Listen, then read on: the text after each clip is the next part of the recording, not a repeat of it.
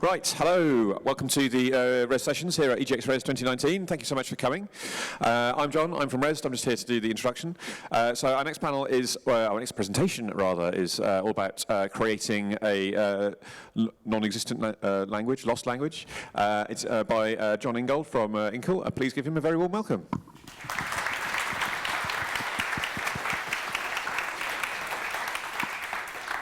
Hi, thank you very much for coming. Yeah, it's my talk, Designing a Lost Language. We've just finished this game, right? We've just finished Heaven's Vault. We've just sent it to reviewers. We're not allowed to change the code anymore. So this is a reflexive talk. This is me looking back over 4 years of work and thinking, what on earth did we do? And as part of that process of trying to become more zen and calm, I'm doing it without notes. So forgive me if I completely talk nonsense, but it's going to be great. My name's John Engel. I'm the narrative director of Engel. I really hope by now people have heard of us. We made a game called 80 Days and another game called Steve Jackson's Sorcery.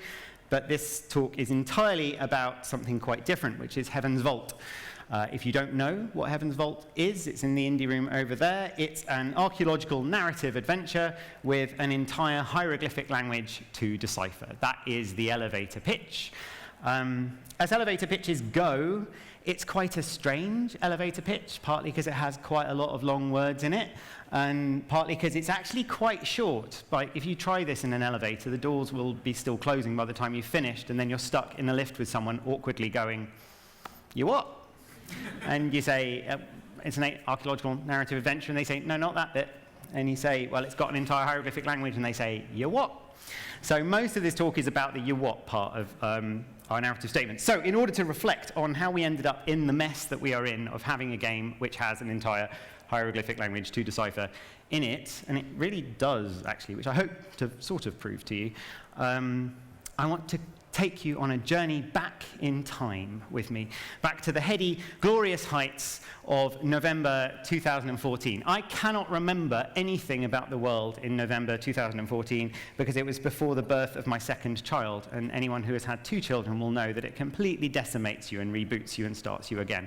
But I think the world was broadly a better place. I think the games industry wasn't, for reasons that don't need to be discussed, but you know, it was before David Cameron did that thing that broke Britain. It's before Facebook did that thing that broke America. It was generally a positive and forward-thinking time. You know, it was the point where climate change was only 17 years away from ending civilization rather than 12, so no one was worried about it. It was a good period, right? It was a good period. And Joe and I, the co-founders of Engel, had finished 80 Days. We'd recovered from our burnout from that project, and we were thinking, what do we want to do next? And we had an idea.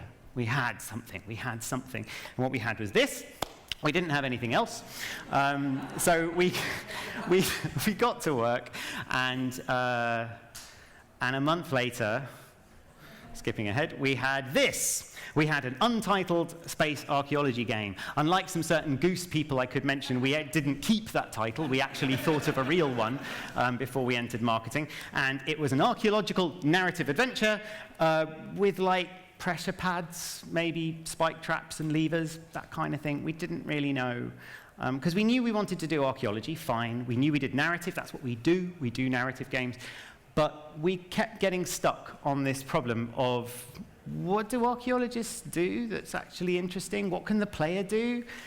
And we would have these conversations where Joe would say, "So, John, what sort of thing will the player do in a dig site?" And I would say, "There's probably levers and walls that move around." And he would say, "Really?" And it was a bit like the elevator pitch. It was this real kind of, "You what?"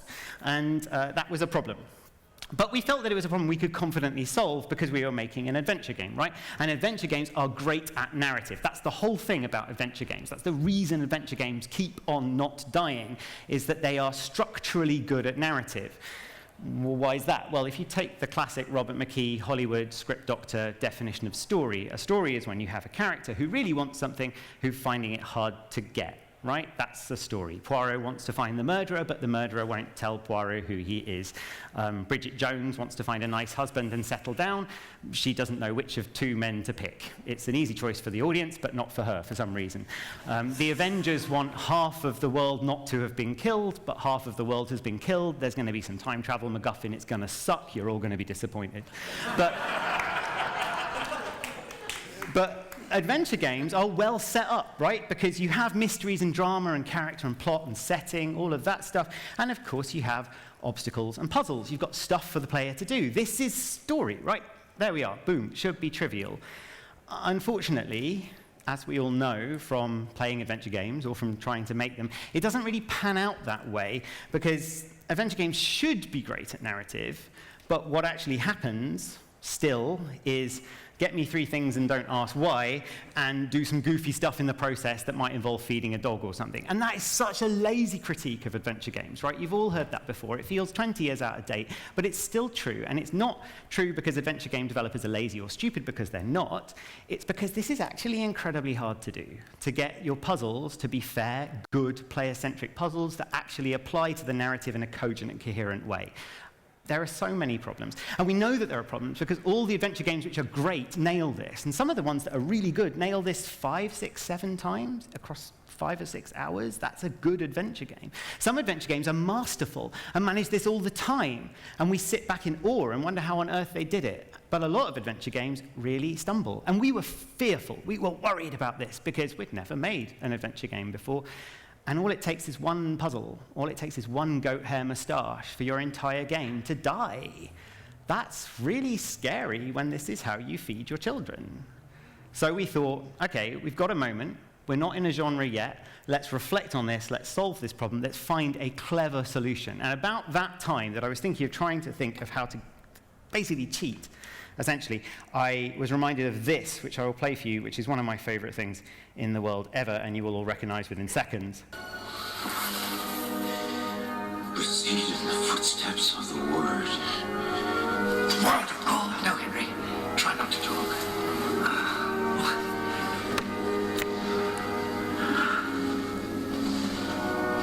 The name of God. The name of God.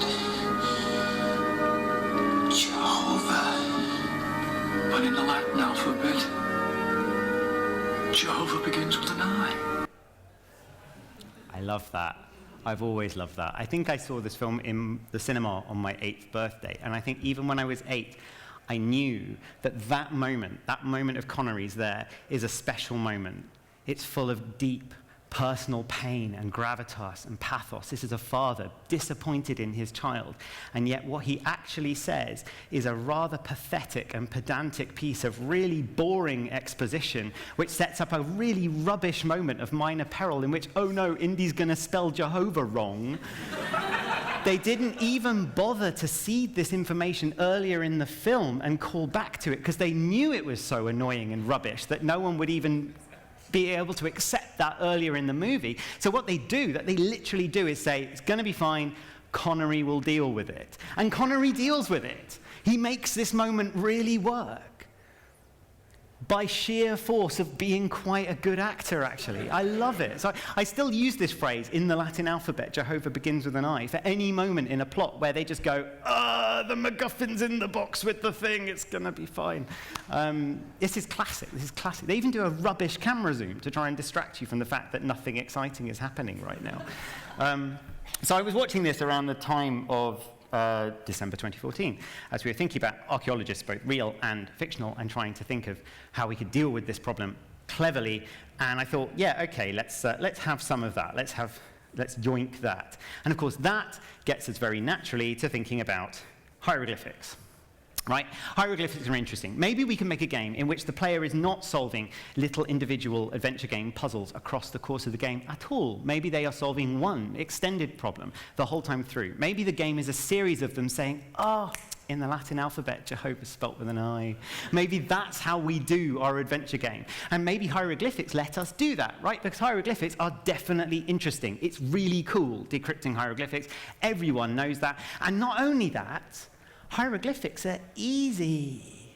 I mean, come on, they're easy, right? They're trivial, they're fine. I mean, everyone got given that tea towel by your aunt at Christmas, right? So all you do is you remember that, right? It's only got 30 things on it. You got it? Yeah, I mean, you all know the tea towel, so you don't need to see it. And then you can do this, right?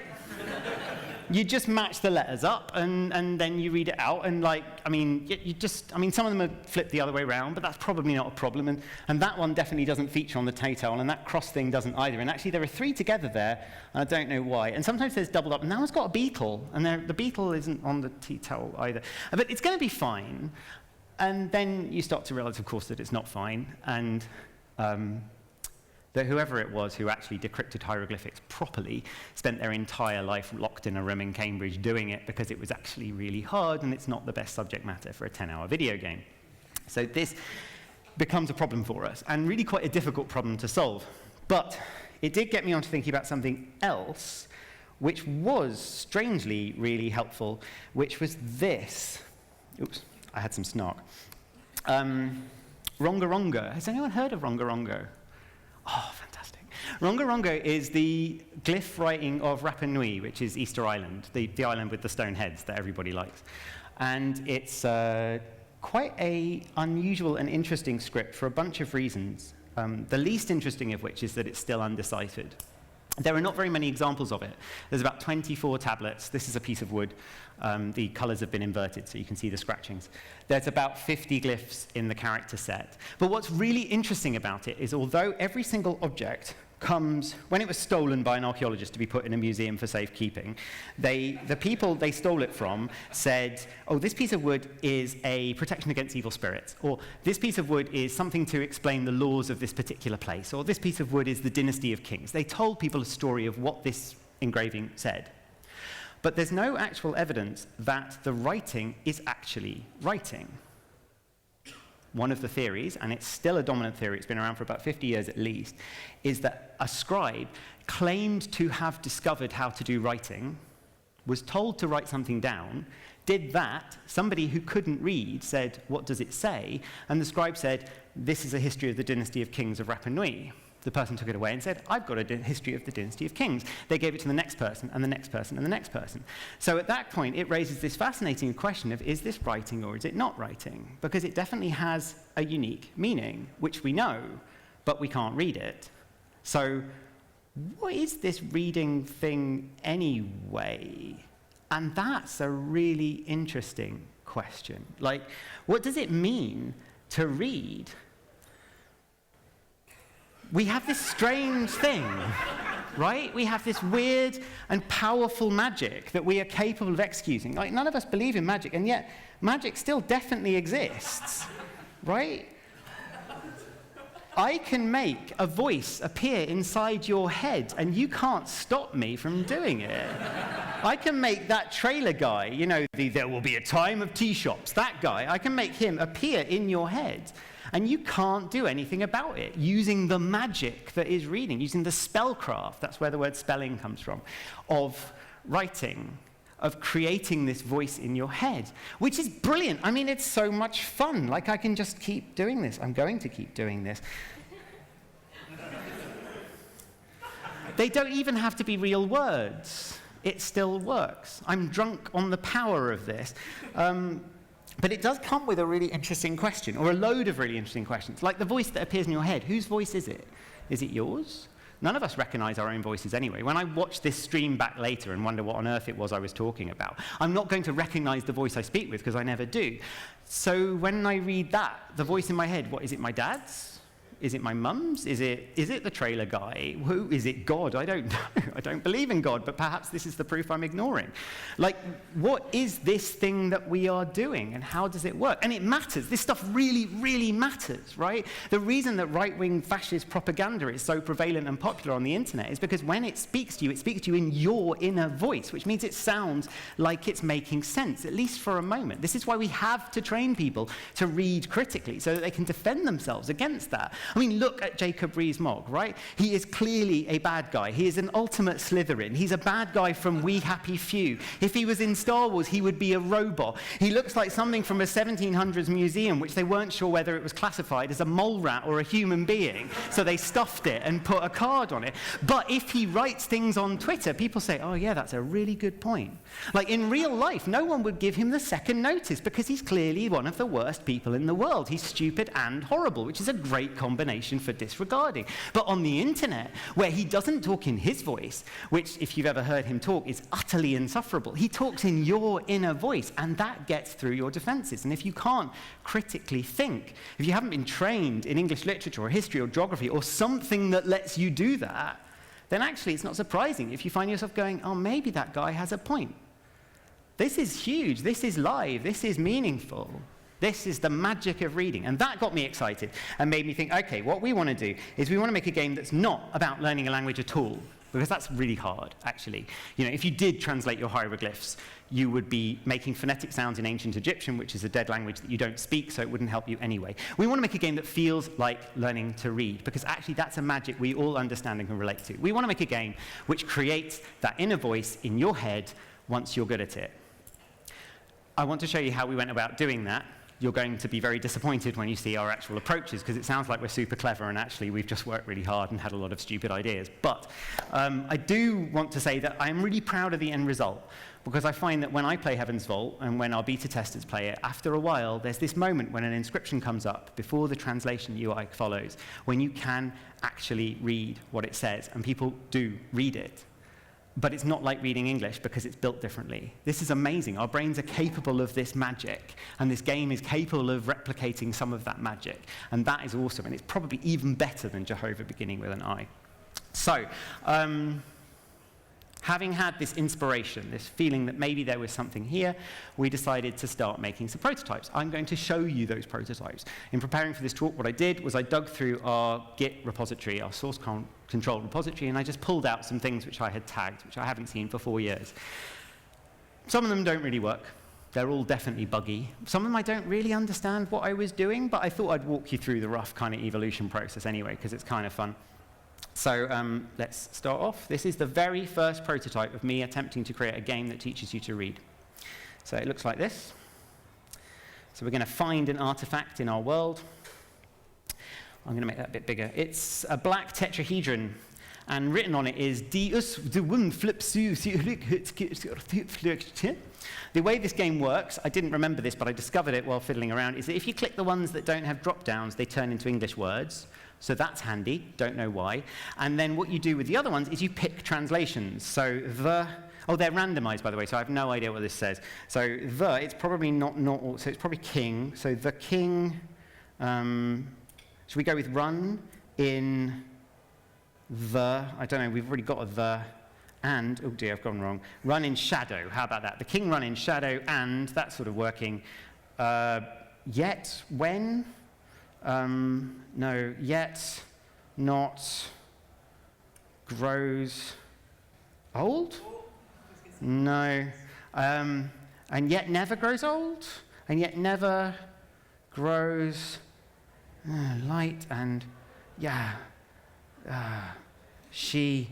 And this is what you do. And then when you say give up on that, you get another one. Oh, this one's a bit shorter. So we might say, accursed of the king. Oh, I got that one right. And because I got that one right, it confirmed it, and it confirmed the word king above. But that up top one, I definitely haven't got right. I've been trying things, I can't quite make it. And then you can keep doing this. You can get another one. The king, maybe he tumbles in shadow. She never grows light. And is probably better, isn't it? Never grows old. Oh, there we go. So maybe the king doesn't run in shadow. Maybe he jumps in shadow. And there we go. Right, so we're cracking this thing. This is surprisingly clickable. It's quite fun. You can sort of click through it in a while. It's also terrible, and it doesn't meet any of our requirements. So what we thought we would do is we would say, OK, let's see how we can pull this up. It's not good enough. Let's pull it up. One of the first things we didn't like about it was the ooshi-wooshi, itchy, shawi-doushi random phoneme thing, because it looks too silly. So we thought, let's replace it with symbols. That was a sensible step, wasn't it? So this was our version with symbols. What I like about this version particularly is it is definitively worse. By quite a lot, of degrees. And actually, I think the reason why it is worse, which I realize now, but at the time I don't think I realized, is because instead of having 10 words to play with, you now have 2 words and more options and no bloody clue what's going on, and no little words to give you structure. So maybe this is, one is shield, I don't know, and then a black sphere. What even is a black sphere? One is bite, I have not a clue. One is priest. And you just guess, and this, I think, this is terrible. I don't know what I'm doing here. I'm not getting anywhere. So that was a bit depressing. And to add to the depression of that moment, about that time, I saw this on the internet, speaking in my own inner voice. In Rise of the Tomb Raider, Lara will now be able to learn new languages and with practice be able to decipher ancient texts. And I was gutted. There's no way we can compete against AAA. If Lara Croft is deciphering ancient inscriptions, we're doomed, we're sunk. That's our entire game design out the window. What are we going to do? But it was okay, as those of you who've played Rise of the Tomb Raider will know, because then we saw this. Language proficiency increased. You can now translate level 5 Greek. And it's actually, I don't want to rag on Tomb Raider, at least not for this reason, because it's a really good structure for a Metrovania, right? You can collect language in different places and it allows you to unlock different doors. It's a really good way of doing a very flexible unlock curve. I think it's actually a very clever idea. It also proved to me that our idea was intrinsically cool because in their marketing copy, they had described our game because they thought it was a good idea. So that actually rejuvenated us and picked us back up. And we thought, okay, right, no, let's get on with this. Let's do this. Let's solve this problem. So June 2015, we're ready for action again. And we bring out Prototype 3. Prototype 3 is the same as Prototype 2, except we've brought back the little words to give you a bit of structure. That's definitely an improvement. So the first one is a worked plinth. Oh, we've also given proper objects, so you've got a bit more context now. So we have is at peace. It's a coffin. Is at peace. Boom, straight away. This one, we already know it's peace. Look, it's highlighted. So let's play that. So peace by the, but the object is a sword. So peace by the sword. Boom, look at this, we're getting through it, we're doing really well. This one, we know this one, that's sword. We don't know the other two, it's another sword, so when? I don't know. I'm open to suggestions if anyone has any, by the way. The Empire's sword, maybe this. Yes, this is the Empire's sword. No, this is the King's sword. Hey, there we go. And this is relatively fun. It's okay. It's not too bad. There's one other piece of game design we did, which was really stupid. I don't know if anyone can even see it. I don't think it's even working. I think there's a bug in it. But in the top corner, it says fatigue, 0 out of 10, because we were trying to solve the problem of people brute forcing the translations by saying every time you make a guess, you get tired, and if you run out, you have to go away. We were trying to stop people solving this by brute forcing it. There is no other way to solve this. I genuinely have no idea what I thought we were trying to achieve at this point. But clearly, I was not in my most cogent place because then, a mere month later, I did a little bit more work, went away and thought a bit more, and came back with this. So this is where we start to go mad, right? This is where we start to lose it completely. I think we were thinking that our game just wasn't that fun. It wasn't that interesting. It didn't look like something we could really scale up. So maybe let's look at language again. And we started thinking about grammar. I'm thinking, what if we built an interesting and complicated grammar? This was before the game Sethian came out, which is a game with an interesting and complicated grammar, which I would have used as a reference if I could have. But here is our complicated grammar, which makes words out of blocks and puts the blocks within blocks. And at this point, honestly, I have no idea what is going on in this prototype at all. I've found that if you click the buttons, then you get options, but you only ever get one, so it's quite easy, actually. You just put them in. I don't know why or what it means, but if you click through all of them, then it says, well done. Okay, thanks. I think probably I hadn't got round to writing the bit that offered you alternatives. That seems plausible. I'm not really sure. But you can keep doing this for a while, and it just keeps going, really. So I could do this for hours just to sort of wait until the time finishes on the stream, and then I can go away again. But I probably best not. But it does have one interesting idea, I think, which came out in the next iteration of this, because that iteration wasn't quite enough. So we did it again. This is a slightly simpler version. It's got more of a curve. There's a few additions here that are worth talking about. This one's from November. You have a little bit of dialogue that goes with it that tells you something about what you're looking at. It says this is a compound word. That L was the name of Valia, the main character in all of our prototype work. I can't translate it because I haven't got enough examples of it yet, so that's interesting. So, now I've got 2 examples of it, so now I can translate it. Now I have to make a choice. So this is a dagger, so a reasonable thing to choose might be, any guesses? Death, that seems reasonable, doesn't it? So it puts it in both of them, and then we have death is, But I'm not allowed to translate that one because I don't have enough examples of it yet. I'm not allowed to guess. So let's put that one away. Let's find a new artifact. This one is a thing of the thing that was death, so maybe that's deadly. And then I discovered, playing this, that there's a button called Play This Turn, which I completely failed to spot. And if you click that, it tells you whether you got it right or not, which is handy. So that says that death and dying was correct, actually, and deadly was correct as well. So we're doing great. So we've got some sort of confirm process going on, and if you get things wrong, it removes it. But it's still completely awful.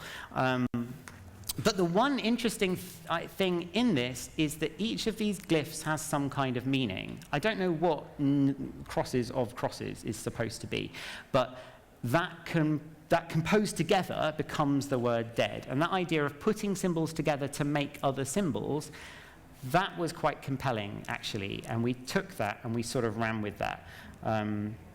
So let me flip back to my thing. But in general, we were not very happy. I was not very happy. This was my thing that I was supposed to do. I was the person responsible on the team for this. Going into work was quite depressing. I didn't really enjoy it that much. I started applying for jobs at Ubisoft. I didn't get any. I didn't know what to do. So I went back to research because that's the only thing you can do, really. And I found this, which was revelatory to me. I think it was just on Wikipedia, which is ancient Egyptian scribes consistently avoided. Hell, I don't need to read it. You've all got the magic voice in your head. They didn't bother writing in their spaces. In fact, scribes might add additional phonetic complements or sometimes invert the order of signs if it will result in a more aesthetically pleasing appearance. This is a really interesting thought. Scribes, who are paid to do the writing in a culture in which no one can read, didn't bother to write in a way that made their words legible. That suggests to me that in the Egyptian time, they didn't know about the magic voice in your head. They hadn't actually found it. A scribe's job was to write truth onto a piece of stone and assert it in the same way as the Ronga writing was used, or possibly was used. And that was good enough. Because in a culture where no one can read, it's not important what the words actually say. What's important is that someone who is paid to write has asserted that they've written it correctly. If that sounds weird to you, think about what lawyers do in our society. Nobody reads contracts. We just assume that the person was honest and correct at the time that they wrote it. And that's 99% true anyway.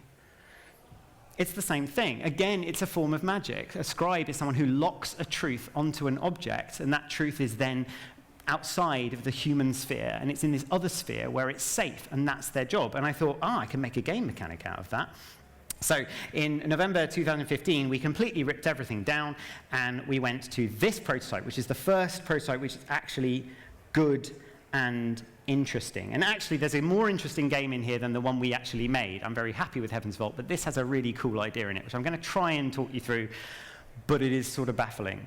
So I hope everyone's feeling like perky and alive. So we start off with a dictionary of words. Again, it's back to hoodie, hackty, because I chucked the symbols because I hated them. Though we did go back to the symbols. Yeah, keep up. You'll notice that there's quite a lot of overlap in the words. So this has UK equals 4, but UK is also part of the word ascension. That's random. It's building from a set dictionary of phonemes. It has no construction within the language. It has no intrinsic meaning. But it does afford a really interesting piece of gameplay, which is working out where the words are in a compound string. So in this one here, for example, it could be that I want the word emperor, which is aijoyobayo, or it could be that I just want the first bit of that, which is the word oja. And those break up the sentence in completely different ways. So if I do that, I can then tell the game, I think that's a word, I think that's a word, and I think that's a word. So I've broken it using words I know to leave words that might be words. Then again, they might be two words smudged together. Then again, I might have applied completely the wrong word from my overlapping set of words. So I'm starting to invent words out of the script that I've got. This is a really interesting mechanic, and it sort of scales up in an interesting way, depending what the random number generator gives me, where you can start applying words to lots of things. Well, UU is probably wrong, isn't it? Oh, there's our word for that. Ah, right, I've got something twice. I've got the word you on its own twice. If I have that, I'm allowed to start applying a meaning to it. So I can apply a meaning to a word that might not even be a word. And then the game will carry that forward into our dictionary. So one emperor, 1 hour, this is probably wrong. Let's go with one Western emperor, then I can apply the word Western over here. Wait, that's the word one. I don't know what's going on. Anyway, you get the idea. You can build up a dictionary of red words. Red doesn't mean wrong, it just means unproven. So you can start to assemble these things and put them together. This is really fun. This goes to lots of places, but it's also completely baffling. So what did we do? We sort of drew it back a little bit. And we started to think about designing our language, because actually that became an interesting thing. Those components, those shared components, that was more interesting. We ended up with this construction, which you'll have seen if you've played the game. So if you have something like esh is light, chi is time, ba is thing. Let's say we've got that. Let's build a language that uses that for gameplay. So esh chi is light plus time, so maybe that means day. This is the compound thing from that structure that we had before, right? By esh is a thing of light, that's a lamp. By chi, that's a thing of time, that's a clock.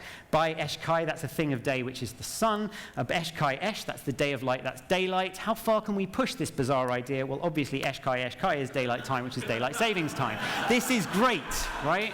This is clearly really fun. And what I really like about this is that it uses words as pickups. When you find a word, you can apply it in other future contexts. It's not just arbitrary knowledge, it's developmental knowledge. But what I really, really like about it is if you look at language, we do this all the time, right? We used to say in interviews, oh, it's a bit like German and the way in German compounds nouns together. Did you know in German the word for hedgehog is literally spike pig? And we used to tell this anecdote. That's not actually true, it's actually porcupine, but we used to say it was hedgehog because we had it wrong. Until I was saying it one day, and I heard the inner voice in my head say, hedgehog.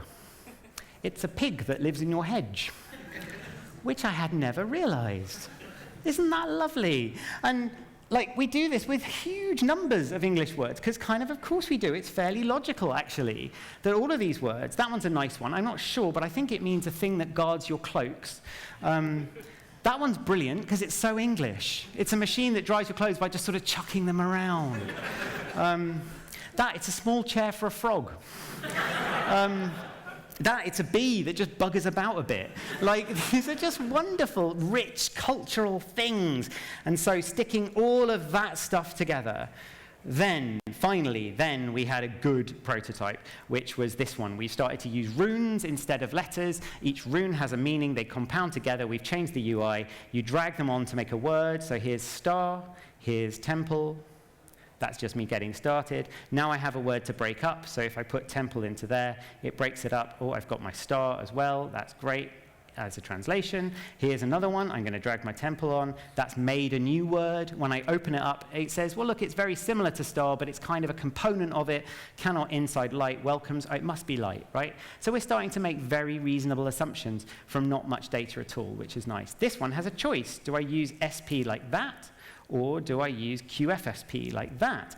Here it says you've done it correctly. I've got a new word, I can apply a new thing. Oh, it's a component of temple. Maybe it's infinite. That makes sense because of what temples are. And so on and so on and so on and so on and so forth. So we're using the design of the language, we're using the breaking into spaces logic together in tandem, and we have a dictionary that we're building up over time. This actually was really exciting. Our final version, which is pretty much the one in game, we do the same thing, only we do it with glyph symbols, and they have an intrinsic meaning as well, but the actual mechanic of the game is precisely the same. So you're splitting things up, you're choosing translations, you're setting another one, and so on and so forth. And that particular version, we found that when we put that in front of people, they just clicked through it for like 25 minutes, 30 minutes, and they felt like they were doing some sort of problem-solving thing. And at that point, we put it down, we walked away, we said we're building that in Unity, and no one is allowed to touch the design because we don't know how we found it. And it's a composition of all the kind of elements, right back to the guessing the string from the beginning, and the construction of words in weird grammatical blocks, but giving them words, but also the compounding of spaces. All these things kind of fuse together into this thing, which actually feels kind of effortless when you're playing it, which is really nice. So from there, the only thing that we've done for the rest of the project really has been just to build out the dictionary and make it look pretty. So this is roughly what it looks like in game now. I believe GIFs play if you click them. So this is me dragging words in to create the spacing gameplay, which we saw in that original Egyptian prototype. This is me choosing translations from a list. We do it with drag and drop on a PlayStation, which is controversial. And we now have over 3,000 words in our dictionary, which is enough to translate anything. So that is the opening of A Tale of Two Cities by Charles Dickens. That is the opening of Pride and Prejudice by Jane Austen. That is the opening of Get Lucky by Daft Punk.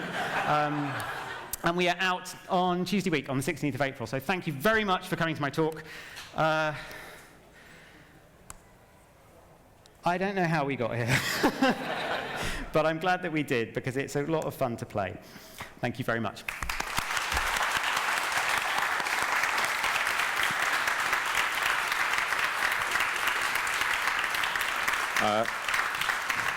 We do have time for a couple of questions for the audience, if anyone has one. Absolutely. Yeah, can I have you? Yes.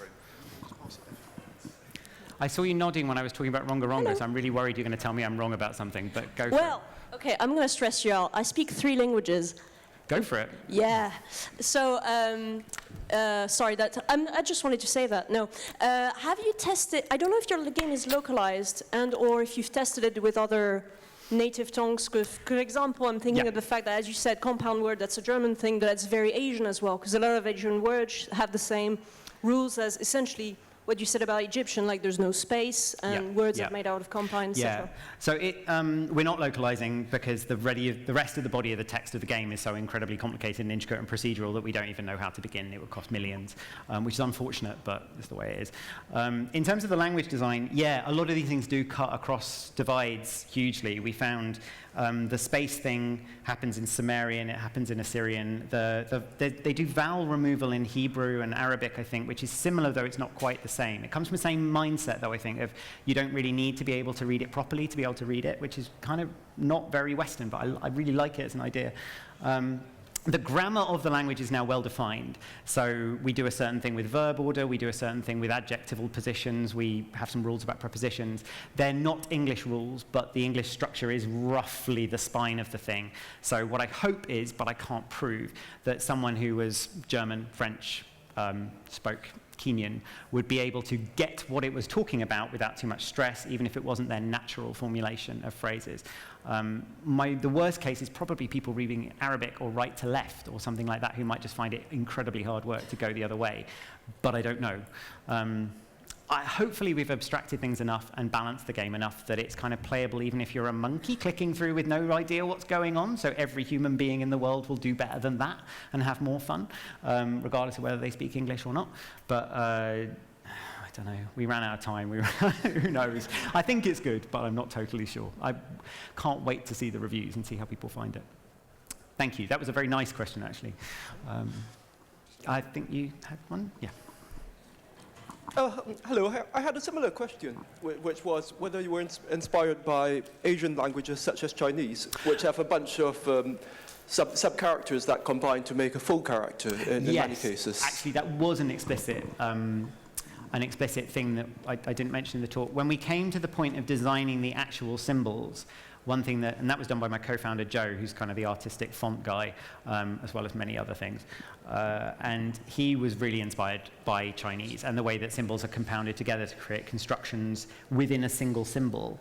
Because obviously we compound words by doing sequences of symbols, but we also have symbols which glue concepts together like in place. I'm trying to think if I've got any examples on the screen right now, but yeah, that one there, I mean, that's very similar to a Chinese pictograph straight off the bat, but that symbol and that symbol are basically connected in a fundamental way within what they mean within the language, and that was an idea we took from Chinese,